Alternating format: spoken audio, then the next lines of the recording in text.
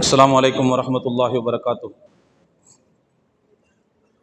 அல்ஹம்துலில்லாஹி ரப்பில் ஆலமீன் வஸ்ஸலாத்து வஸ்ஸலாமு அலா ரசூலிஹில் அமீன் வ அலா ஆலிஹி வ அஸ்ஹாபிஹி அஜ்மஈன். அம்மா பாத். قال الله تعالى في كلامه القديم بسم الله الرحمن الرحيم والذين إذا أنفقوا لم يسرفوا ولم يقتروا وكان بين ذلك قواما. சதகல்லாஹுல் அதீம். கண்ணியத்திற்குரிய அல்லாஹுவின் நல்லடியார்களே, அருமையான பெரியோர்களே, சகோதரர்களே, தாய்மார்களே, எல்லாம் வல்ல அல்லாஹுவின் மகத்தான கருணையினால் கிட்டத்தட்ட ரமலானுடைய ஒரு பாதி பகுதியை நாம் அடைந்திருக்கிறோம். எஞ்சிய பகுதியில் அல்லாஹ் இன்னும் ஆர்வத்தோடும் உடல் ஆரோக்கியத்தோடும் நிறைய நல்லமல்களை செய்து நன்மைகளை ஈட்டிக் கொள்ளக்கூடிய வாய்ப்பை அல்லாஹ் நம் அனைவருக்கும் எளிதாக்கி தந்தருள் புரிவானாக.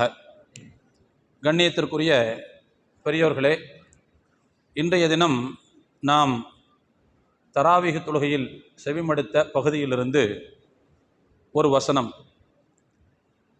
அந்த வசனம் அல்லாஹுவின் அடியார்களுடைய பண்புகளை பற்றி தொடர்ந்து பேசுகிறது.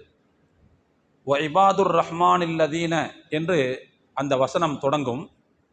கிட்டத்தட்ட அதற்கு பிறகு ஒரு 7-8 வசனங்கள் தொடர்ச்சியாக அல்லாஹுவின் அடியார்கள் என்றால் யார் என்பதற்கான வினாவுக்கு விடை சொல்லக்கூடிய வகையில் அது அமைந்திருக்கும். ரஹ்மானின் அடியார்கள் யார் என்றால் அவர்கள் இந்த பூமியில் நடக்கும்போது அடக்கத்தோடு நடப்பார்கள். அப்படி ஆரம்பிக்கிற அந்த செய்தி, அந்த செய்தியினுடைய நடுவில் அல்லாஹ் இறை அடியார்களுடைய ஒரு முக்கியமான இலக்கணத்தை குறிப்பிடுகிறான். அவர்கள் யார் என்றால் வல்லதீன இதா அன்ஃபகு, அவர்கள் செலவு செய்தால், லம் யுஸ்ரிஃபு, விரயம் செய்ய மாட்டார்கள், வலம் யக்துரு, கையிறுக்கமாகவும் நடந்து கொள்ள மாட்டார்கள், வகான பைனதாலிக்க கவாமா, ரெண்டுக்கும் இடையில் நடுநிலையாக நடந்து கொள்வார்கள் என்று அல்லாஹ் குறிப்பிடுகிறான். அல்லாஹ்வினுடைய அடியார்களுடைய இலக்கணங்களில் இது ஒரு முக்கியமான இலக்கணம். செலவில் அவர்கள் ஓட்டை கையாகவும் இருக்க மாட்டார்கள், அதே நேரத்தில் இறுக்கி பிடிக்கவும் மாட்டார்கள். ரெண்டுக்கும் இடையில் நடுநிலையான போக்கோடு அவர்கள் செயல்படுவார்கள் என்று குறிப்பிடுகிறான். பொதுவாக மிதமின்றி செலவு செய்தல் என்பது அது ஒரு நல்ல பழக்கம் கிடையாது.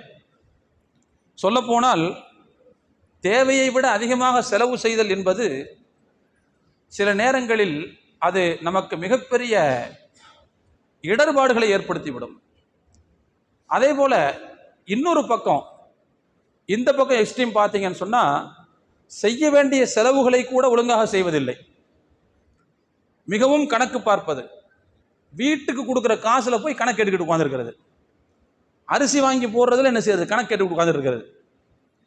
இதுவும் ஒரு விதமான தவறான நடவடிக்கைகள். அவர் செலவழிக்க வேண்டிய விஷயங்களில் தாராளமாக செலவு செய்தல், மனம் உவந்து செலவு செய்தல், அதில் கையிறுக்கம் காட்டாமல் இருப்பது, இது ஒரு பண்பு. அதே மாதிரி செய்யக்கூடாத விஷயங்களில் மிதமின்றி செலவு செய்யாமல் இருப்பது, இதுவும் ஒரு நல்ல பண்பு. இந்த ரெண்டையும் கடைபிடிக்கக்கூடிய மக்களாக இருப்பார்கள் என்று அல்லாஹ் குறிப்பிடுகிறான். வேறொரு இடத்துல அல்லாஹ் சொல்லும் போது நபி ஸல்லல்லாஹு அலைஹி வஸல்லம் அவர்களை பார்த்து அல்லாஹ் சொல்கிறான், நபியே, லா தஜ்அல் யதக மக்லூலத்தன் இலா உலுகிக, உங்களுடைய கைகளை உங்களுடைய கழுத்தோடு சேர்த்து கட்டி கொள்ளாதீர்கள். அதாவது இப்படி கட்டிக்கிறாதீங்க. அதே நேரத்தில் வலா தபுசுத்துஹா குல்லல் பஸ்தி, அந்த கையை நீங்கள் ஒரே அடியாக விரித்து விடவும் செய்யாதீர்கள். ஒரே அடியாக விரிக்கிறதுங்கிறது கண்ணு மண்ணு தெரியாமல் செலவு பண்ணுறதுன்னு அர்த்தம். கழுத்தில் நீங்கள் இறுக்கி கட்டிக்கொள்வது என்பது கை இறுக்கமாக நடப்பதுன்னு அர்த்தம். இந்த ரெண்டுமே நீங்கள் செய்ய வேண்டாம். அப்படி நீங்கள் செய்தீர்கள் என்று சொன்னால் நீங்கள் இழப்புக்குரியவர்களாகவும் மாறுவீர்கள், பழிப்புக்குரியவர்களாகவும் மாறுவீர்கள். நீங்கள் கையிறுக்கம் உள்ளவர்களாக இருந்தால் உலகம் உங்களை பழிக்கும். நீங்கள் ஒரே அடியாக கையை விரித்து விட்டால் நாளைக்கு செலவு செய்யறதுக்கு காசு பணம் இல்லாமல் நீங்கள் வருத்தப்பட நேரிடும். இந்த ரெண்டையுமே செய்யாதீங்கன்னு அல்லாஹ் சொன்னார். பெருமானார் ஸல்லல்லாஹு அலைஹி வஸல்லம் அவர்கள் ஒரு ஹதீஸ்ல சொன்னாங்க, ஒரு மனிதர் புத்திசாலித்தனமானவர் என்பதற்கான அடையாளம் என்ன அப்படின்னா, அவர் தன்னுடைய செலவினங்களை நடுநிலையாக வைத்துக் கொள்வது. நடுநிலையான முறையில் செலவு செய்யக்கூடிய பழக்கத்தை ஒருவர் கடைபிடிப்பாரேயானால் அவர் புத்திசாலி என்பதற்கு அது ஒன்றே அடையாளம் என்று பெருமானார் ஸல்லல்லாஹு அலைஹி வஸல்லம் அவர்கள் சொன்னார்கள். எனவே இந்த செய்திகளை எல்லாம் நாம் ஒன்றிணைத்து பார்க்கும்போது கையிருக்கமும் கூடாது, அதே சமயத்தில் ஒரே அடியாக கையை விரித்து அனாவசியமான செலவுகளையும் விரயமான செலவுகளையும் செய்துவிடக்கூடாது என்று நாம் பார்க்கிறோம். குறிப்பாக நாம் இப்போது விரயம் சம்பந்தமான செய்திகளை கவனிக்க வேண்டும். திருக்குர்ஆனிலே விரயம் செய்தல் அப்படிங்கிறத குறிப்பதற்கு 2 விதமான வார்த்தைகளை எல்லாம் பயன்படுத்துகிறார். ஒன்று இஸ்ராஃப், நம்ம எல்லாருக்கும் தெரியும். இஸ்ராஃப் என்று சொன்னால் விரயம் செய்தல் அர்த்தம். இன்னொரு வார்த்தையும் அல்லாஹ் குர்ஆனிலே பயன்படுத்துகிறார். வலா துபத்திர் தபதீரா, நீங்கள் விரயம் செய்யாதீர்கள், ஒரே அடியாக உங்களுடைய செல்வங்களை விரயம் செய்யாதீர்கள்.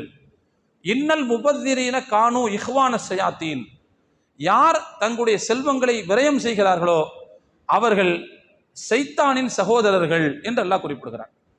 இப்போ குர்ஆனுடைய பாஷையில விரயம் செய்தல் அப்படிங்கிறத குறிப்பதற்கு 2 வார்த்தைகள் இருக்கிறது. ஒன்று இஸ்ராஃப், இன்னொன்று தப்தீர். 2க்கு இடையில என்ன வித்தியாசம் அப்படின்னு பார்த்தோம்னா, இஸ்ராஃப் அப்படிங்கிறத சொல்லு எதை குறிக்கும் என்றால், செய்ய வேண்டிய செலவுகளில் அளவு தாண்டி செலவழிப்பது. ஹலாலான செலவினங்களில் அளவு மீறி செலவு பண்ணுவது, இதுக்கு பேர் இஸ்ராஃப். உதாரணமாக சாப்பிட்றதுக்கு செலவு பண்ணுறது ஹலால் தான், தப்பில்லை. உடுத்துறதுக்கு செலவு பண்ணலாம், செலவு பண்ணுறது தப்பில்லை. வீடு கட்டுறதுக்கு செலவு பண்ணலாம், தப்பில்லை. வாகனம் வாங்குறதுக்கு செலவு பண்ணலாம், தப்பில்லை. இதே மாதிரி அனுமதிக்கப்பட்ட செலவினங்களில் அளவு தாண்டி செலவு செய்யக்கூடிய அந்த விரயத்திற்கு பெயர் இஸ்ராஃப். இதுவும் தப்பு தான். அதாவது செலவினத்தினுடைய வகைதான் சரியே தவிர செலவு செய்யக்கூடிய முறை தப்பு. ஏன்னா அளவோட நிற்கணும் இல்லையா? அளவை தாண்டும் போது அது இஸ்ராஃப், வீணாகி விடுகிறது. எனவே அது தவறானதாக மாறுகிறது. ஆனால் செலவினம் என்பது தவறு கிடையாது. ஏன்னா அது சாப்பாட்டுக்கு செலவு பண்ணுறது தான், உடுத்துறதுக்கு செலவு பண்ணுறது தான், குடியிருக்கிற வீட்டுக்கு செலவு பண்ணுறது தான், தேவைப்படுற வாகனத்துக்கு செலவு பண்ணுறது தான். அதனால செலவினத்தினுடைய வகை தவறு கிடையாது, செலவு செய்யக்கூடிய முறை தவறு. இதுக்கு பேர் இஸ்ராஃப். தப்தீர் அப்படின்னா என்ன அர்த்தம்னா, ஹராமான வழிவகைகளில் செலவு செய்வது. அதுக்கு பேர் என்னது? தப்தீர்னு சொல்லுவாங்க. அதாவது செலவு செய்யக்கூடிய இனமே தவறு, அந்த இனத்தில் அளவுக்கு அதிகமாக செலவு. உதாரணமா சினிமா தியேட்டருக்கு படம் பார்க்க போறதுக்கு காசு கொடுத்து டிக்கெட் வாங்குறது, உதாரணத்துக்கு சொல்றேனே. என்ன, மது அருந்துறதுக்கு காசு கொடுத்து வாங்குறது, மேப்படியா வேலையே தப்பு. தப்பான அந்த வேலைக்கு காசை செலவு பண்றதுங்கிறது அது என்ன அர்த்தம்னா தப்தீர்னு எடுத்துக்கணும். ஹலாலான செலவினங்களுக்கு மிதமின்றி செலவு செய்தால் இஸ்ராஃப். செலவே ஹராம் என்று சொன்னால் அதற்கு நாம் செலவழிப்பது என்பது அதற்கு பேர் தப்தீர். அதனால தான் அல்லாஹ் இந்த செலவினத்தை குறிக்கும் போது இவர்கள் சாத்தானின் சகோதரர்கள் என்று அல்லாஹ் குறிப்பிடுகிறான். ஏன்னா இவங்க செலவு செய்யற வகையே எதுல? ஹராமான விஷயத்துல. எனவே இவர்களை அல்லாஹ் சைத்தானின் சகோதரர்கள் என்று குறிப்பிடுகிறான். ஆக மொத்தத்தில் 2 விதமான சொல்லுக்கு என்ன வித்தியாசம்ங்கிறத பார்த்தோம். சரி, விரயத்தினுடைய வெளிப்பாடுகள் இன்றைக்கு எப்படி இருக்கிறது அப்படிங்கிறத நம்ம கவனிக்க வேண்டும். பெரும்பாலும் நம்முடைய வீடுகளிலும் சரி, நாம் செல்லக்கூடிய உணவகங்களிலும் சரி, நிறைய உணவுப் பொருள்கள் வீணாவதை நாம் பார்க்கிறோம். சொல்லப்போனால் அந்த உணவுப் பொருட்களை வீணடிப்பதில் நம்முடைய பங்கும் அங்கே என்ன செய்யும்? கண்டிப்பாக இருக்கும். அது இருக்கிறத பார்க்குறோம், வீடுகளில் இருக்குது. வீடுகளில் ஏன் உணவு பொருள்கள் வீணாகின்றன என்றால், நேரத்துக்கு ஒழுங்காக சாப்பிட்றது இல்லை, நொறுக்கு தீனி திங்கிறது, வெளியில் போய் சாப்பிட்டு வர்றது. நம்ம பிள்ளைங்கள்லாம் இன்னைக்கு ஹோட்டலில் போய் சாப்பிட்றதுங்கிறது சர்வசாதாரணமான பழக்கமாக போச்சு. நம்மெல்லாம் சின்ன பிள்ளையாக இருக்கிற காலத்தில் அந்த மாதிரி ஒரு வார்த்தையெல்லாம் சொல்ல முடியாது. ஆனால் இன்னைக்கு அப்படி இல்லை. ஹோட்டலுக்கு போய் சாப்பிட்றதுங்கிறது அது நம்முடைய ரொட்டீன் வாழ்க்கையில் ஒன்றா போச்சு, அந்த மாதிரி வந்துருச்சு. அப்போ இப்படி வெளியிடங்களுக்கு போய் சாப்பிடக்கூடிய பழக்கம் உள்ளவர்களாக நாம் இருக்கிற காரணத்தினால் வீடுகளில் சமைக்கப்பட்ட உணவு என்பது அது குப்பை தொட்டிகளுக்கு போவது என்பது தவிர்க்க முடியாத ஒன்றாக மாறி இருக்கிறது. அதே மாதிரி உணவகங்களிலேயும் அந்த மாதிரி நடக்கிறத பார்க்குறோம். அதே மாதிரி தண்ணீர் விரயம், குடி தண்ணீரோ அல்லது புழக்கத்திற்கு தேவைப்படக்கூடிய தண்ணீரோ நம்முடைய வீடுகளிலும் சரி, பள்ளிவாசல்களிலும் சரி, பொது இடங்களிலும் சரி, நம்ம நம்ம நம்ம நம்ம சொத்து மாதிரியே நம்ம அதை பயன்படுத்தணும். தண்ணீர்லாம் எப்படிப்பட்ட ஒரு கமாடிட்டின்னு சொன்னால், அடுத்த தலைமுறைக்கு நம்ம மிச்சம் வச்சுட்டு போக வேண்டிய பொருள் அது. நமக்கு மட்டுமே உள்ள பொருள் அல்ல அது. இயற்கை வளங்கள் இருக்குதே, அது அல்லாஹ் ஒட்டுமொத்த மனித சமூகத்தினுடைய பயன்பாட்டுக்காக கொடுத்துருக்குறான். ஆனால் என்னவோ நம்ம 60 வருஷத்தில், நமக்கு கொடுக்கப்பட்ட 70 வருஷத்தில் முழுசா ஒரு சொட்டு கூட மிச்சம் வச்சுட்டு போகவே கூடாதுங்கிற கைங்கரியத்தோட செலவு பண்ணுற மாதிரியே நம்ம எல்லாரும் செலவு பண்ணிட்டு வந்துருக்கோம். அந்த மாதிரியே பண்ண வீடுகள்லையும் பார்த்தீங்கன்னா அந்த மாதிரி பாத்திரம் கழுவுற இடங்கள்ல சரி, குளிக்கிற இடங்கள்ல சரி, அதே மாதிரி பார்த்தீங்கன்னா வீடுகள்லையும் சரி, பொது இடங்களில் சொட்டடிக்கிற பைப்பு இருக்கும் பாருங்க, அதை யாருமே கண்டுக்கிட மாட்டாங்க. அது பாட்டுக்கு சொட்டு அடிச்சுக்கிட்டே இருக்கும், சொட்டு விழுந்துக்கிட்டே இருக்கும் தண்ணி. நமக்கு பார்க்கும்போது அது ஒரு சொட்டாக இருக்கலாம், ஆனால் அந்த இடத்துல ஒரு வாளியை வச்சுட்டு ஒரு 1/2 மணி நேரம் போயிட்டு வாங்க, அந்த வாளி நிறைஞ்சிடும். இப்படியே ஒரு நைட்டு ஃபுல்லாக தண்ணி போயிட்டு இருந்துச்சுன்னா ஒரு டேங்கே காலியாக போயிடும். அப்போ தண்ணி மட்டும் வீணாகிறது இல்லை, தண்ணியோடு சேர்ந்து அந்த கரண்ட் பவர் அதுவும் வீணாகுது. அப்போ நம்முடைய செலவு எவ்வளவு அநியாயமாக போகுதுங்கிறத நம்ம கவனிக்க வேண்டியிருக்கு. இப்போ தண்ணீர் விரயம் அப்படின்னு ஒன்று இருக்குது. அதே மாதிரி மின்சார விரயம், மின்சார விரயத்தை நம்ம சொல்லவே தேவையில்லை. பார்த்தீங்கன்னா ஆள் இல்லாத இடத்துல ஃபேன் ஓடிக்கிட்டே இருக்கும். வீடுகளில் ஒரு ரூமு யாருமே இருக்க மாட்டாங்க, லைட் எரிஞ்சுக்கிட்டு இருக்கும், ஏசியும் ஓடிக்கிட்டே இருக்கும், கவனிக்கிறதே கிடையாது. வீடுகள்லையும் நடக்குது, கடைகளில் நடக்குது, பொது இடங்களில் நடக்குது, எல்லா இடத்துலையும் நடக்குது பார்க்குறோம். அப்போ இந்த மாதிரியான விரயங்கள் இருக்குது பார்த்தீங்களா, இது நிறைய இருப்பதை பார்த்து கொண்டிருக்கிறோம். சரி, இது ஒன்று. நம்ம திருமண இடங்களில் பார்த்தீங்கன்னு சொன்னால் நிறைய அதாவது பொருட்கள் வீணடிக்கக்கூடிய ஒரு களமாக இருப்பதை பார்க்கிறோம். உணவுப் பொருள் மாத்திரமல்ல, நிறைய பகட்டுகள், நிறைய காசு பணங்கள், தேவையற்ற ஆடம்பரங்களுக்காக வீணடிக்கப்படக்கூடிய காசு பணங்கள் கொஞ்சம் நஞ்சம் கிடையாது. திருமணத்தின் போது மணமகன் மணமகளுடைய ட்ரெஸ் இருக்கு பார்த்தீங்களா, எல்லாம் மிஞ்சி போச்சுன்னு சொன்னால் ஒரு 2 மணி நேரத்தினுடைய கதை. இந்த 2 மணி நேர கதைக்கு பார்த்தீங்கன்னா லட்சக்கணக்கில் பணத்தை செலவு பண்ணக்கூடிய அந்த லைஃப் ஸ்டைலுக்கு நம்ம வந்துட்டோம் இன்னைக்கு. அதுக்கு பிறகு என்னைக்காச்சும் ஒரு தடவை அந்த ட்ரெஸ்ஸை போடுவாங்களான்னு பார்த்தா போடவே மாட்டாங்க. அது அப்படியே மடித்த மாதிரி மேலே இருக்கும், வேற யாருக்கும் கொடுக்கவும் மாட்டாங்க, அதை யாருக்கும் கொடுக்கவும் மாட்டாங்க, அப்படியே தான் இருக்கும். அது பிறகு மௌத்தா போனது பிறகு யாருக்கா எடுத்துட்டு கொடுத்து அனுப்புவாங்க. அப்படி தான் நடக்கும். அது ஒரு தடவை கூத்துக்கு பல லட்சம் ரூபாய் செலவு செய்து அந்த கல்யாண ட்ரெஸ் வாங்குறது எவ்வளோ பெரிய செலவுங்கிறத பாருங்க. அதே மாதிரி அலங்காரத்துக்காக பண்ணக்கூடிய செலவு, நம்ம மாப்பிள்ளையும் சேர்ந்து அலங்காரம் பண்ண ஆரம்பிச்சிட்டாங்க. இவர் இயற்கையிலே நல்லா அழகா இருப்பார், தாடிகளையே ஒதுக்கி விட்டாருன்னா நல்லா அழகா இருப்பார்.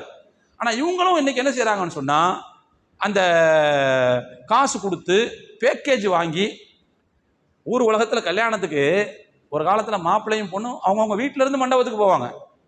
ஆனால் இப்போ மாப்பிள்ளையும் பொண்ணும் சலூன்லேருந்து நேரடியாக அப்படி எங்கே நினைச்சதுங்க மண்டபத்துக்கு வருதுங்க, பார்த்துருக்கீங்களா? அந்த இது அந்த அலங்காரம் பண்ணுற இடத்துக்கு என்ன பேர் சொல்கிறது? நீங்கள் பியூட்டி பார்லர் நீங்கள் அழகாக சொல்லிங்க, நான் சலூன் தான் சொல்லுவேன். அதை சலூன்லேருந்து நேராக அங்கே வர்றாங்க, அவ்வளோதான். அப்போ ஒரு காலம் இருந்துச்சு, வீடுகள்லேருந்து போய்கிட்டு இருந்தோம். ஆனால் இன்னைக்கு என்ன செஞ்சோன்னா, நம்முடைய வாழ்க்கை அப்படியே தலைகீழ மாறி போச்சு. அதாவது தேவையற்ற விஷயங்களை நம்முடைய இன்றியமையாத தேவையை போல கற்பனை செய்து கொண்ட காரணத்தினால் நம்முடைய வாழ்க்கை முறை என்பது அடியோடு தலைகீழாக மாறி போய்விடும். சரி, அதுக்கு எவ்வளோ காசுங்கிறீங்க? சாதம் கொஞ்சம் நஞ்ச காசு இல்லை. கல்யாணத்துக்கு முத நாள், கல்யாணத்து அன்னைக்கு, கல்யாணத்துக்கு முன்னாடி 2-3 நாள் கழிச்சு ஒரு இது எல்லாம் சேர்த்து மொத்தமாக சேர்த்து பேக்கேஜ் 1.25 லட்சம் 1.5 லட்சம். கேள்விப்பட்டு ரொம்ப ரொம்ப வைத்தறிச்சலாக இருக்கு. அல்லாஹ் நமக்கு கொடுத்த செல்வத்தை நமக்கு மட்டுமே கொடுத்தானா? கொஞ்சம் யோசிச்சு பாருங்க. அல்லாஹ் நமக்கு கொடுத்த செல்வத்தை நமக்காக மட்டுமே கொடுத்தானா? இல்லை, நம் வழியாக மற்றவர்களுக்கு போய் சேர வேண்டும் என்பதற்காகவும் சேர்த்து கொடுத்திருக்கிறான். அப்படின்னா அதை நாம இவ்வளவு தூரம் வீணடிக்கும் போது அல்லாஹ்ட்ட பதில் சொல்லணுமா இல்லையா? நம்ம எவ்வளவு பெரிய தவறு என்பதை நாம் சற்று கவனத்தில் எடுத்துக்கொள்ள வேண்டும். அதே போல கல்யாணங்கள்ல உணவுப் பொருள் விரயம் சொல்லவே தேவையில்லை. வைத்தெரியுது ஒரு பக்கம், உலகத்துல இன்னொரு பக்கம் ஐநா சபையினுடைய அந்த வேர்ல்டு ஹெல்த் ஆர்கனைசேஷன்ல இருந்து ஒரு தகவல் வருது. உலகத்துல ஊட்டச்சத்து கம்மியின் காரணமாக, ஊட்டச்சத்து இல்லாத காரணமாக நாளொன்றுக்கு பல லட்சம் குழந்தைகள் இறந்து போகிறார்கள்னு ஒரு பக்கம் அந்த செய்தி வருது. இன்னொரு பக்கம் பார்த்தீங்கன்னா மட்டன் பிரியாணி கொண்டு போய் குப்பையில கொட்டக்கூடிய ஒரு அநியாயம் நடக்குது. எல்லா பொருட்களையும் சரி, அது ஒண்ணு. வாங்கிட்டு சாப்பிட முடியாம ஹவா பிடிச்சி போய் வாங்கி கொண்டு போய் நம்ம கொண்டு போய் தட்டுறது, அதுவும் நடக்குது. எல்லாரும் சேர்ந்து இந்த மாதிரி உணவுப் பொருளை விரயம் பண்றதை தடுக்கணுங்கிறதுக்காக வேண்டி புதுசா ஒரு நடைமுறை ஒன்று கண்டுபிடிச்சாங்க. அதுதான் பஃபே சிஸ்டம் சொல்றாங்க. கையேந்தி பவன், இந்த அப்படி ஒன்று கண்டுபிடிச்சாங்க. அதுல பாத்தீங்கன்னா இலையில உட்கார்ந்து சாப்பிட்றதை விட அநியாயமா இதுல வீணாகுது. இப்போ என்னன்னா பார்க்கறதெல்லாம் எடுத்து எடுத்து தட்டை வச்சுக்க வேண்டியது, நல்லாவே இருக்க மாட்டேங்குது, கொண்டு போய் அப்படியே குப்பையில போட்ட வேண்டியது. எது நமக்கு தீர்வுன்னு நம்ம நினைக்கிறோமோ அந்த தீர்வு என்பது மிக மோசமான ஒரு விளைவு ஏற்படுத்தக்கூடியதாக மாறுகிறது. ஆக இப்படி கல்யாண இடங்கள்ல பாத்தீங்கன்னு சொன்னா விரயமாகக்கூடிய பணங்காசுகள், விரயமாகக்கூடிய உணவுப் பொருட்கள் எல்லாத்துக்கும் நம்ம அல்லாட்ட பதில் சொல்லணுங்கிறத தயவு செய்து நம்ம மறந்து விடக்கூடாது. அல்லாஹ் அதனால தான் சொன்னேன், இறைவன் நமக்கு தந்தது நமக்காக மட்டுமே தந்ததல்ல. நமக்கு அதிகபட்சமா ஒரு ஜான் வயிறு தாங்க. எவ்வளவு வயிறு? ஒரு ஜான் வயிறு தான். இந்த ஒரு ஜானை நிரப்புறதுக்கு அல்லாஹ் கோடி கோடி அல்லாஹ் தர்றான். ஒரு 200 ரூபாய்க்கு சாப்பிட்டா வயிறு நிறைஞ்சிடாது. அப்போ இந்த ஒரு ஜான் நம்ம நம்பி இருக்கக்கூடிய ஒரு 10 பேருக்கு 10 ஜான் வயிறு தான் இருக்குது நம்ம வீட்டில். ஆனா அல்லாஹ் நமக்கு கொடுத்துருக்கிறது கோடிக்கணக்கான காசுகள். அப்ப நமக்காக மட்டுமே தந்தானா அல்லாஹ்? இல்லையே. நம் வழியாக நல்ல காரியங்கள் நடக்க வேண்டும் என்பதற்காகவும் சேர்த்து கொடுக்கப்பட்ட பணம் அது, சேர்த்து கொடுக்கப்பட்ட செல்வம் அது. அதனால அல்லாஹ் செல்வத்தை பற்றி குர்ஆன்ல சொல்லும் போது அது உங்களுடைய வாழ்க்கையின் ஆதாரம் என்று சொல்கிறான். வாழ்க்கையின் ஆதாரம். வாழ்க்கையினுடைய ஆதாரத்தை இப்படி போட்டு அடிச்சு துவம்சம் பண்ணா அதுக்கு பிறகு நம்ம வாழ்க்கை என்ன ஆகும்? இருக்கும்போது நாம் அதை சரியாக பயன்படுத்த தவறினால் இல்லாத போது நாம் கண்டிப்பாக கஷ்டப்பட நேரிடும். அப்படியான ஒரு சூழ்நிலை இருக்குதுங்கிறத நாம் புரிந்து கொள்ள கடமைப்பட்டிருக்கிறோம். அதே மாதிரி இன்னொரு முக்கியமான விஷயம், அதிகப்படியான சாப்பாடு இருக்கு பாருங்க, அதுவே ஒரு விரயம் தான். இவ்வளவு சாப்பிட்டா போதும் அப்படிங்கிற இடத்துல எக்ஸ்ட்ரா கொண்டு போய் திணிச்சோன்னு வச்சுக்கோங்க வயிற்றுல, அதுவும் ஒரு விரயம். அல்லாஹ் சொல்கிறான், குலு வஷ்ரபு வலா துஸ்ரிஃபு, உண்ணுங்கள் பருகுங்கள் விரயம் செய்யாதீர்கள் அப்படிங்கிறான். இந்த விரயம் செய்யாதீர்கள் அப்படிங்கிறதுக்கு கொண்டு போய் குப்பையில தட்டாதீங்கன்னு ஒரு அர்த்தம் இருக்குது. இன்னொரு அர்த்தம் என்னன்னு சொன்னா, அதை கொண்டு போய் உங்க வயிற்றுல கூட எக்ஸ்ட்ரா தட்டாதீங்கன்னு அர்த்தம். இந்த தொட்டியில தட்டாதீங்க. குப்பை தொட்டியில தட்டது ஒண்ணு, இந்த தொட்டி இதையும் குப்பை தொட்டி மாதிரி நினைச்சு இங்கே எக்ஸ்ட்ரா தட்டாதீங்க. எவ்வளவு சாப்பிடணுமோ அவ்வளவு சாப்பிடுங்க. சரி, இங்கே அதிகமாக சாப்பிட்றது ஏன் அல்லாஹ் விரயம்னு சொல்றான் அப்படின்னா, தயவு செய்து புரிந்து கொள்ள வேண்டும். மருத்துவர்கள் சொல்கிறார்கள், ஒரு நாளைக்கு ஒரு மனுஷனுக்கு இத்தனை கலோரி தான் தேவைப்படுதுன்னு ஒரு கணக்கு இருக்குது. அந்த அளவுக்கு சாப்பிட்டா போதுமானது. அதற்கு மேல் உண்ணப்படக்கூடிய உணவு அது அந்த கலோரிகளை எடுத்துக்கிட்டு பாக்கி எல்லாத்தையும் என்ன செஞ்சிடணும்னா கழிவோட தள்ளி விட்டுரும். கழிவோட தள்ளி விட்டுரும். கழிவுடன் தள்ளிவிடப்படக்கூடிய அந்த விஷயங்கள்ல நிறைய கலோரி இருக்கும். ஏன்னா நம்ம உடம்புக்கு போதும் அந்த கலோரி, நம்ம எக்ஸ்ட்ரா தின்னு தொலைச்சிட்டோம். அதனால அது என்ன செய்யாதுன்னு சொன்னா உடம்புல ஒட்டாது. அது கழிவுகளோடு சேர்ந்து கழிவுகளாக வெளியேறும். சொல்ல போனால் அது அடுத்தவர்களுக்கு ஊட்டச்சத்தாக போக வேண்டிய சாப்பாடு. அது நாம என்ன செய்யறோம்னு சொன்னா அடுத்தவங்களுடைய சாப்பாட்டை புடுங்கி தின்றுருக்கோம்னு அர்த்தம். இந்து மதத்தில் ஒரு மரபு ஒன்று சொல்லுவாங்க, யோகி ஒரு வேளை சாப்பிட்றவனுக்கு பேர் யோகியான், 2 வேளை சாப்பிட்டா அவனுக்கு பேர் மோகியான், மோகம் உள்ளவன். 3 வேளை சாப்பிட்றவனுக்கு பேர் போகின்னு சொல்லுவாங்க. போகம்னா கொஞ்சம் ரொம்ப அனுபவிக்கிறவன் அர்த்தம், என்ஜாய் பண்றவன் அர்த்தம். 4வது வேளை சாப்பிட்றவனுக்கு பேர் துரோகி. ஏன்னா இவன் அடுத்தவன் பொருளை புடுங்கி திங்கிறவன் அர்த்தம். இவங்க வீட்டில் இருக்கலாம், இவங்க வீட்டு அடுப்பங்கரையில் இருக்கலாம், ஆனா அது இவர் சாப்பிட்டால் என்ன செய்யுதுன்னு சொல்லி சொன்னா அது கலோரி தேவையானது போக மிச்ச ஊட்டச்சத்துக்கள் எல்லாம் கழிவில் கலந்து போய் விடுகின்றது. யாரோ ஒருத்தருடைய உடல் நலத்திற்கு பயன்பட வேண்டிய இந்த உணவு என்பது மிதமிஞ்சி சாப்பிடுகிற காரணத்தினால் கழிவோடு கழிவாக வெளியேறுகிறது. அப்படிங்கும் போது இது துரோகம் அப்படிங்கிற ஒரு கண்ணோட்டம் அங்கே வருகிறது. அதனால தான் அல்லாஹ் சொல்றான், சாப்பிடுங்க, பானம் அருந்துங்கள், தப்பில்லை, ஆனா விரயம் பண்ணாதீங்க.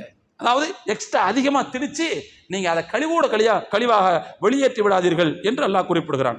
இதுவும் ஒரு முக்கியமான விஷயம்.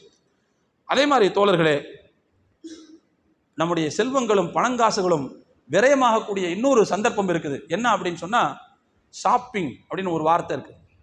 ஷாப்பிங் ஒரு காலம் இருந்துச்சு, தேவையான பொருளை பேப்பர்ல குறிச்சுக்கிட்டு போய் வாங்கிட்டு வருவோம். அண்ணாச்சிட்ட கொண்டு போய் கொடுத்தா அண்ணாச்சி அந்த பேப்பர்ல இருந்து போட்டதை போட்டு வச்சிருப்பாரு, வாங்கிட்டு வந்துகிட்டே இருப்போம். நமக்கு தேவையில்லாத ஒரு பிட்டு கூட அதில் வராது, அப்படியே வாங்கிட்டு வந்திருப்போம். ஆனால் அதுக்கு பிறகு பொருளாதார முன்னேற்றம், பொருளாதார வெறி உலகம் ஃபுல்லாக பரவுது. என்ன ஆகுதுன்னு சொன்னால், கடைகளுக்குள்ளே கஸ்டமர்களை உள்ள அனுமதிக்கிற நிலைமை வருது. வெளியிலேருந்து எடுத்துட்டாங்கன்னு கேட்டுக்கிட்டு இருந்த காலத்தில் போய் அந்த காலம் போய் இப்போ நாம் உள்ளே போய் எடுக்கிற ஒரு சூழ்நிலை வந்துடுது. நாம் உள்ளே போய் எடுத்தோம்னா சும்மா இருப்போமா? எது தேவையோ அது அல்லாத பாக்கியும் சேர்த்து எடுத்துக்கிட்டு வருவோம். கடைக்காரன் இன்னும் கொஞ்சம் ரொம்ப புத்திசாலி. அவன் என்ன செய்வான்னு சொன்னால், ஆஃபர் இருக்குதுன்னு வெளியில் தொங்க விட்டுருப்பான். எங்கடா அந்த ஆஃபர் பொருள்னு கேட்டால் கடைசியில் அடுக்கி வச்சுருப்பான். அதை தேடி போகிற இடத்துல நம்ம கண்ணில் வந்து தேவையில்லாத பல பொருள் போடும். எல்லாமே தேவைன்னு தோணும். அப்போது ஒரு 200 ரூபாய்க்கு சாமான் வாங்கிட்டு போய் 2000 ரூபாய்க்கு பில் எழுதிட்டு வரக்கூடிய ஒரு சூழ்நிலை என்ன செய்து வருது? தேவையில்லாத ஷாப்பிங். ஒவ்வொரு தடவையும் இந்த மாதிரி நாம் நம்முடைய அளவை விட அதிகமாக செலவு செய்து கொண்டிருக்கிறோம். அளவை விட அதிகமாக செலவு செய்து. இன்னும் சில பிள்ளைங்களுக்கு ஷாப்பிங் அப்படிங்கிறது வந்து தேவைக்காக போவது அல்ல, அவர்களுடைய ரிலாக்ஸுக்காக போகிறதுன்னு ஆகிப்போச்சு, இன்பத்துக்காக போகிறதுன்னு ஆகிப்போச்சு, என்ஜாய்மெண்ட்டுக்காக போகிறதுன்னு ஆகிப்போச்சு. ஒரு பொருளை தேவையின் நிமித்தம் வாங்குவதா அல்லது காசு இருக்கிறது என்பதற்காக வாங்குவதா? எது மார்க்கத்தினுடைய லைஃப் ஸ்டைலு? தேவைக்கு தானே வாங்கணும். பாப்பா ஜாலியாக ஷாப்பிங் போயிட்டு வரலான்னு போய் எந்த தேவையும் இல்லாமல் போய் பொருட்கள், ஏற்கனவே வீட்டில் 2 செட்டு இருக்கும், அது ஒரு 4 செட்டு இருக்கும், 5ஆவதா ஒரு செட்டு. நம்ம பிள்ளைங்கள்ட்ட இப்படி ஒரு தகாத பழக்கம் ஒன்று வந்திருக்குது. என்ன அப்படின்னா, ஒவ்வொரு மாதமும் சம்பளம் வாங்கின உடனே ஏதாவது ஒரு செலவு பண்ணுறது அப்படின்னு ஒரு பழக்கம் ஒன்று இருக்குது, வச்சிருக்கிறாங்க. எல்லாம் சமூகத்தில் நடக்கிறதா நான் சொல்கிறேன்.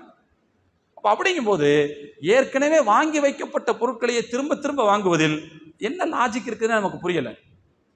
அப்போ இதெல்லாம் கண்டிப்பாக நம்முடைய பணங்காசுகள் வீணடிக்கப்படுவதனுடைய வெளிப்பாடுகள் என்பதை தயவு செய்து நாம் புரிந்து கொள்ள கடமைப்பட்டிருக்கிறோம். சரி, இதனால் என்ன விளைவு ஏற்படும் அப்படின்னா, ஒன்றுமில்லை. அனுமதிக்கப்பட்ட விஷயமாக இருந்தாலும் கூட மிதமின்றி அனுபவிப்பது என்பது, மிதமின்றி செலவழிப்பது என்பது மார்க்கத்தினுடைய பார்வையில் அனுமதிக்கப்படாத இஸ்ராஃப், ஹராம், தவறு. குர்ஆன் அதை மிக வன்மையாக கண்டிக்கிறது. இருக்கும்போது நீங்கள் கையை இலகுவாக நீட்டி விடுகிறீர்கள், விரித்து விடுகிறீர்கள். ஆனால் பொருளாதார நெருக்கடி வரும்போது என்ன செய்வீர்கள்? செலவழித்து பழகிவிட்டோம். செலவழித்தல் என்பது நம்முடைய ஹேபிட்டா மாறிடுச்சு. கடைசியில் என்ன ஆகும் அப்படின்னு சொன்னா, நம்மால் செலவு அளிக்காமல் இருக்க முடியாது. செலவாளியாக மாறிப்போனதற்கு பிறகு பண வருவாய் நமக்கு குறைந்து விட்டால் நம்முடைய பழக்கத்தை நம்மால் நிறுத்த முடியாது. அப்பவும் செலவு பண்ணணும்னு தோணும். அப்போ என்ன செய்யும் அப்படின்னா, அந்த பணங்காசுகளை ஈட்டுவதற்கு முறைகேடு செய்ய ஆரம்பித்து விடுவோம், தப்பு செய்ய ஆரம்பிச்சிருவோம்.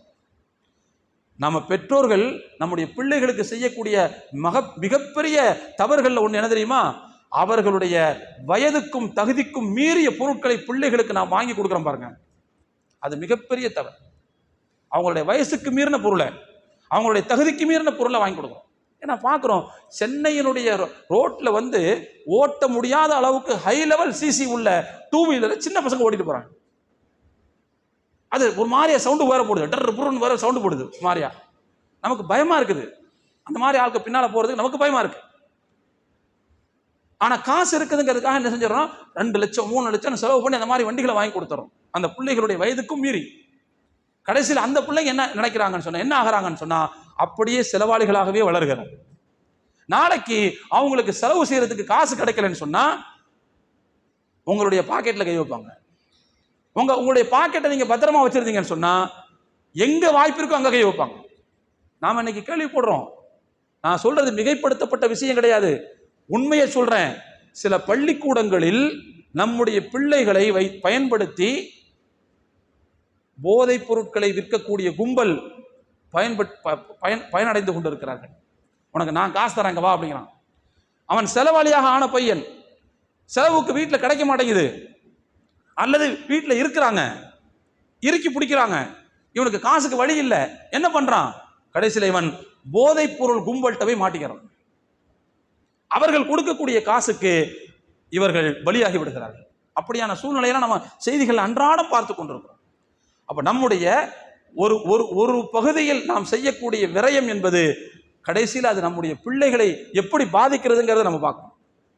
எனவே அருமையான தோழர்களே, விரயம் என்பது அல்லாஹ்வினுடைய பார்வையில் மிக மோசமான தவறு என்பதை நாம் இங்கே புரிந்து கொள்ள கடமைப்பட்டிருக்கிறோம். நபிகள் நாயகம் ஸல்லல்லாஹு அலைஹி வஸல்லம் அவர்கள் சொன்னார்கள், இன்னல்லாஹ யர்லா லக்கும் ஸலாசன் வ யக்ரஹு லக்கும் ஸலாசன். 3 விஷயங்களை உங்களுக்கு அல்லாஹ் விரும்புகிறான். அதை இன்னொரு நாள்ல பேசிக்கலாம் எதை விரும்புறான்ட்டு. அதே மாதிரி 3 விஷயங்களை அல்லாஹ் வெறுக்கிறான். அந்த 3 என்ன அப்படின்னா, ஒன்று யக்ரஹு லக்கும் கீல் வகால், இப்படி சொல்லப்படுகிறது, அப்படி பேசப்படுகிறது, அவர் பேசினார், இவர் பேசினார் என்று இந்த மூணாந்தரமா பேசுறதுக்கு பார்த்தீங்கல்ல, அந்த மாதிரி பேச்ச எல்லாம் விரும்புறது இல்லை. பேசுறதா இருந்தால் தெளிவாக சொல்லணும், இன்னாரு இப்படி சொன்னாரு அப்படின்னு தெளிவாக சொல்லணும். அது இல்லாமல் அப்படி பேசிக்கிட்டாங்க, நான் போனேன்னா என் காதில் விழுந்துச்சு, இந்த மாதிரி சொல்றது பற்றி இதுதான் பலா முசிபத்து. இதை பேசுறதுக்குனே ஒரு குரூப் இருப்பாங்க. இதை அல்லாஹ் விரும்புறதில்லை. ஒன்று. ரெண்டாவது, அல்லாஹ் எதை விரும்புறதில்லை அப்படின்னா, கஸ்ரத்து சுவால், அதிகமாக கேள்வி கேட்பது. அதிகமாக எதுக்கு எடுத்தாலும் கேட்டுக்கிட்டே இருக்கிறது. ஏதாவது ஒன்று கேட்டுட்டு திருப்தி அடைஞ்சு அதை வச்சு அமல் செஞ்சுட்டு போறதில்லை. அப்படின்னா இப்படி, இப்படின்னா அப்படி, திரும்ப திரும்ப திரும்ப நச்சரிச்சு கேள்வி கேட்கிறது. இதுவும் தவறு. இந்த வார்த்தைக்கு இன்னொரு அர்த்தம் என்னன்னு சொன்னா, யாசகம் கேட்பதுன்னு ஒரு அர்த்தம் இருக்குது. கேள்வி கேட்டு நச்சரிக்கிறது அதுவும் தவறு, யாசகம் கேட்பது அதுவும் தவறு. மூணாவது என்னன்னு சொன்னா, இலாஅத்துல் மால். நபி ஸல்லல்லாஹு அலைஹி வஸல்லம் சொன்னாங்க, பொருளாதாரத்தை வீணடிப்பது அல்லாஹ் அதை விரும்புவதில்லை என்று சொன்னாங்க. பொருளாதாரத்தை வீணடிப்பதை அல்லாஹ் விரும்புவதில்லை. எனவே அருமையான தோழர்களே, இந்த விஷயத்தில் நாம ரொம்ப கவனமாக இருக்க வேண்டிய தேவை இருக்கிறது. அதே நேரத்தில் இன்னொரு விஷயத்தை இங்கே சொல்லணும். நான் ஆரம்பத்திலே சொன்னேன் உங்கள்கிட்ட, இஸ்ராஃப் தப்தீர் அந்த 2க்கு இடையில வித்தியாசத்தை சொன்னேன். அதாவது அனுமதிக்கப்பட்ட செலவினங்களில் மிதமிஞ்சி செலவு செய்தால் இஸ்ராஃப், ஹராமான செலவினங்களில் ஒருவர் செலவு செய்தால் அதற்கு பெயர் தப்தீர் என்று சொன்னேன். ஒரு அடிப்படையான விஷயத்தை புரிஞ்சுக்கணும். நல்ல காரியங்கள்ல, இபாதத்துரிய காரியங்கள்ல, சதக்கா, தர்மம், நன்கொடை, அன்பளிப்பு, இந்த மாதிரியான விஷயங்கள்ல ஒருவர் மனமுவந்து எவ்வளவு செலவு செய்தாலும் அதில் விரயம் என்பது வராது, அது விரயமாகாது. ஹஸரத் ஹஸன் பஸ்ரி ரஹ்மத்துல்லாஹி அலைஹி சொன்னாங்க, லைஸ ஃபின் நஃபகத்தி ஃபீ ஸபீலில்லாஹி ஸரஃபுன், அல்லாஹ்வின் வழியில் செலவு செய்யப்படக்கூடிய செலவினங்களில் விரயம் என்பது கிடையாது. எவ்வளவு நாளும் கொடுக்கலாம், எவ்வளவு நாளும் கொடுக்கலாம். ஆனால் நோக்கம் சுத்தமாக இருக்கணும். அங்கே ரொம்ப முக்கியம். அது நாம் கொடுக்கும்போது நம்ம பிள்ளைகளை பழி வாங்குற நோக்கம் இருக்கக்கூடாது. நம்ம பேச்சே கேட்க மாட்டாங்க, இவனுக்கு எதுக்கு சொத்து, மொத்தமாக பள்ளியாசல் எழுதி வச்சிருவோம் அப்படின்னு செய்யறது, இது தப்பு. இப்படி கொடுத்தீங்கன்னா அது அல்லாஹ் ஏற்றுக்க மாட்டான், அது வேற விஷயம். ஆனால் மனமு வந்து நல்ல முறையில் கொடுக்கக்கூடியது எவ்வளவு கொடுத்தாலும் அது அல்லாஹ்வுடைய பாதையில் வீணடிப்பது கிடையாது. ஆனால் அதே நேரத்தில் ஒரு விஷயத்தை புரிந்து கொள்ள வேண்டும். பாவத்தில் செலவாகக்கூடிய ஒரு சல்லி பைசா கூட அது விரயம்தான். நீங்க 10 லட்சம் ரூபாய் மொத்தமா சேர்த்து பாவத்தில் செலவழிச்சாதான் விரயம்னு அர்த்தம் கிடையாது. ஒரு பைசாவை நீங்க ஹராம்ல செலவழிச்சாலும் அதுவும் வீணடிப்பது தான். அதுக்கு பேர் தப்தீர் தான். அல்லாஹ்ட்ட பதில் சொல்லி ஆகணும். ஹதீஸ் வருது, ஒரு தகவல் வருது, அஸ்ஸரஃபு அந்நஃபகத்து ஃபீ மஅசியத்தில்லாஹி அஸ்ஸ வஜல்ல, அல்லாஹ்வுக்கு பாவம் செய்யக்கூடிய விஷயத்தில் ஒருவர் செய்யக்கூடிய சின்ன செலவு கூட அது வீணடிப்பதில் தான் வரும் என்று சொல்கிறார்கள்.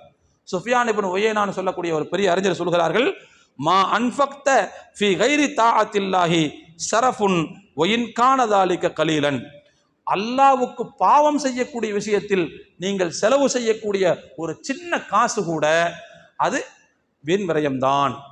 அப்ப எனவே இந்த விஷயத்தை புரிஞ்சுக்கணும். அல்லாஹ்வுக்கு பாவம் செய்யக்கூடிய விஷயத்துல நம்முடைய காசு ஒரு பைசா கூட போகக்கூடாது. அதுல நாம ரொம்ப உறுதியா இருக்கணும். பிள்ளைங்க கேட்டா, நல்லதுக்கு கேட்குறியா உனக்கு நான் தர்றேன், தப்பு கேட்குறியா கிட்ட வராதேன்னு சொல்லுங்க. முதல்ல நாம அதுக்கு செலவழிக்க பழகாம இருந்து நம்ம என்ன செய்யணும், பிள்ளைகளுக்கு காட்டணும். நம்ம வாப்பாட்ட, நம்ம தகப்பனார்ட்ட வந்து இந்த விஷயத்துக்கு கேட்டா ஒரு பைசா கூட நகராது அப்படிங்கிற எண்ணம் அவங்கள்ட்ட வரணும். அதுக்கு நாம முதல்ல என்ன செய்யணும், பழகணும். அவங்களுடைய கண் பார்வையில் வைத்து நாம் தவறான விஷயங்களுக்கு செலவு செய்யாத ஒரு பழக்கத்தை நாம் அவர்களுக்கு காட்ட வேண்டும். அவங்கள்ட்ட ஒரு விஷயத்தை உறுதியாக நம்ம புரிய வைக்கணும்.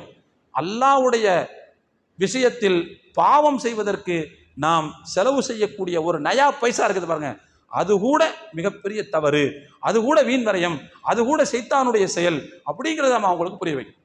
எனவே அருமையான தோழர்களே, நிறைய நேரம் எடுத்துக்கிட்ட மாதிரி தெரியுது. ரொம்ப முக்கியமான விஷயம் இது. அல்லாஹு தாலா நமக்கு செல்வத்தை கொடுத்துருக்கிறான்.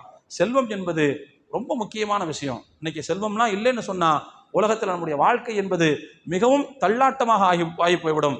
அப்படிப்பட்ட முக்கியமான செல்வத்தை நாம அளவறிந்து செலவு செய்ய வேண்டும். நபி ஸல்லல்லாஹு அலைஹி வஸல்லம் சொன்னாங்களா இல்லையா? ஒருத்தர் உழு செஞ்சுக்கிட்டு இருக்காரு, சஹாபி உழு செஞ்சுக்கிட்டு இருக்காரு. ரசூலுல்லாஹி ஸல்லல்லாஹு அலைஹி வஸல்லம் பார்க்குறாங்க அவரை. என்னப்பா நீ வீண் வரையம் பண்றிய அப்படின்னு கேட்குறாங்க. அந்த சஹாபி கேட்குறாரு, உழு செய்யறதுலேயுமா வீண் வரையம் இருக்குது? ஒரு உறுப்பை 3 தடவைக்கு 4 தடவை கழுவணுமா தப்பு அப்படின்னு கேட்கும்போது ரசூலுல்லாஹ் சொன்னாங்க, ஆமா, ஒயின் குன்த அலா நஹரின் ஜாரின், ஓடக்கூடிய ஆற்றில் நின்று கொண்டு நீ உழு செய்தாலும் அதிலேயும் வீண் வரையம் இருக்கிறது. நீ 3வது தடவைக்கு மேல கழுவுனேன்னு சொன்னா அது வீண் வரையம் தான் சொன்னாங்க. அப்படி பயிற்றுவிக்கப்பட்ட நம்முடைய சமூகம் தயவு செய்து இந்த பொருளாதாரம் விஷயத்துல, அதை வீணடிக்கிற விஷயத்துல தயவு செய்து கொஞ்சம் மறுபரிசீலனை செய்யணும். நாம ஹராமான வழிகளில் செலவு செய்யாமல் நம்முடைய பொருளை காத்தால்தான் நல்ல விஷயங்களுக்கு என்ன செய்ய முடியும், கொடுக்க முடியும். செவி வழியில் நான் ஒரு செய்தி கேள்விப்பட்டேன். இவங்களை பற்றி சொல்லுவாங்க, வள்ளல் சீதக்காதி அவங்கள பற்றி சொல்லுவாங்க.